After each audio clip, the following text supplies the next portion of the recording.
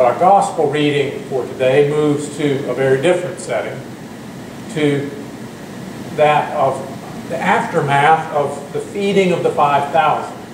Jesus has just completed that miracle, something akin to sending manna in the wilderness, when today's reading begins. And so let us be attentive to what the Spirit would say to us this day. Immediately, Jesus made the disciples get into the boat and go on ahead to the other side, while he dismissed the crowds. And after he had dismissed the crowds, he went up the mountain by himself to pray. When evening came, he was there alone.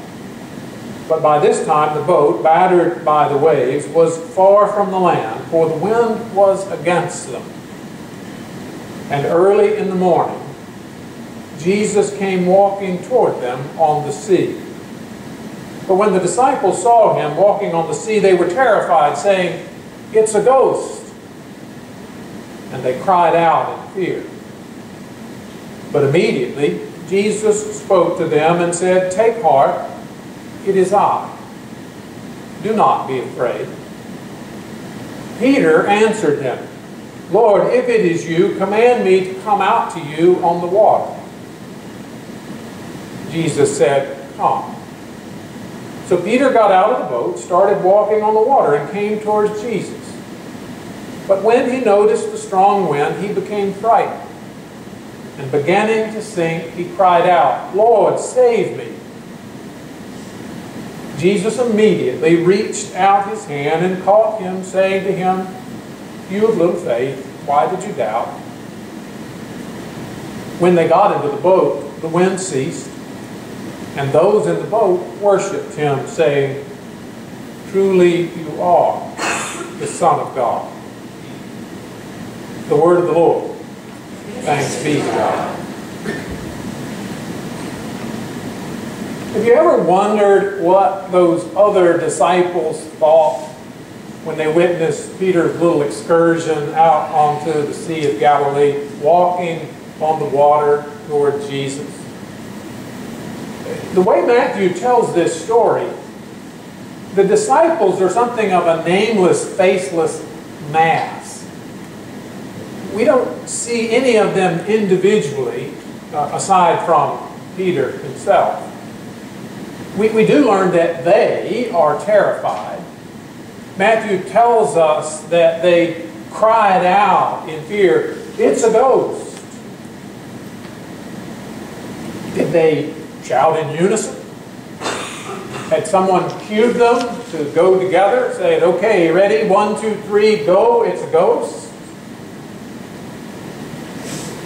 This nameless, faceless group of disciples, how is it they react when one of their own hears Jesus come to them and say, "Take heart, it is I, do not be afraid," and responds by saying, "Lord, if it's you, command me to come to you on the water"? The story simply doesn't tell us. The disciples, that nameless, faithless mass of disciples, disappear from the story as soon as we learn that they're terrified and they see a ghost. We hear nothing from them again until after Peter and Jesus are back in the boat. Only then do they speak once more, this time worshiping Jesus and saying, "Truly you are the Son of God." Now, that Jesus is said to have walked on the water is likely one of the better known stories from the Gospel. It is so well known that walking on water has become something of a metaphor symbolizing the impossible or the miraculous. Now, certainly, walking on water is impossible, as far as I know. But I don't know that that fully appreciates what's actually going on in this story. There are a number of places in the Bible where water functions as a kind of anti-creation force, as a danger, even a foe to God's life-giving, creative work. Now, many Christians are fond of saying that God created the world ex nihilo, that is, out of nothing. But in the creation account that opens the book of Genesis, there is already a chaotic, formless, deep void, waters over which the Spirit of God hovers, and out of which God calls forth order and life. And the Noah's Ark story is about whether or not God will give up on this creation which has gone its own way, this wayward creation, and simply allow them to be swallowed back up in these anti-creation forces of water. At the end of that Noah story, creation is still just as wayward as it was to begin with. But now there is the absolute promise that God will not let the waters overwhelm this creation. And alongside these powerful metaphors of chaos, of anti-creation storm and stormy waters, the early church adopted the boat as its symbol, or one of its symbols. And so our story today, in it we have a nameless, faceless group of followers in a boat, believers in a church, battered by a storm, when Jesus comes to them. But in their predicament, in their fear, they do not recognize Him, and His appearance actually only makes them more terrified. That is, until He speaks. Actually, the story tells us nothing of how the disciples react when Jesus speaks. At that moment, the nameless, faceless disciples recede, and there is only Peter. Lord, if it is you, command me to come to you on the water. For some reason, this story cannot end simply with Jesus coming to the boat. The power of Jesus over the anti-creation forces of chaos demands something more. It invites the disciples, it invites the church, or at least it invites one disciple, one member of the church, to step out of the safety of the boat. Lord, if it is you, command me to come to you on the water.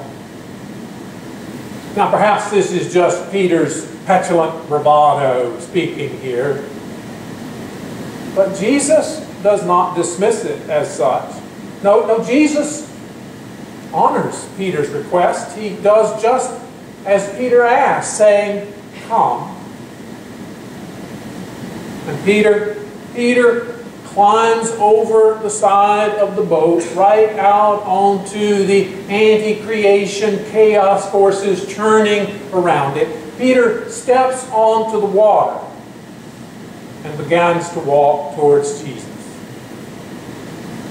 But those nameless, faceless disciples, that we see terrified and screaming about ghosts, how do they react? Are their mouths agape? Did they urge Peter not to do something so foolish? When he actually is walking on the water, what are they thinking? And when he begins to falter and sink, do they gasp and reach out for him?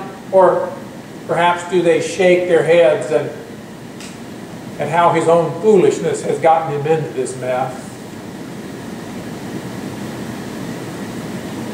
You know, when I heard this story, or as I heard this story growing up, somehow I was left with the impression that Peter failed.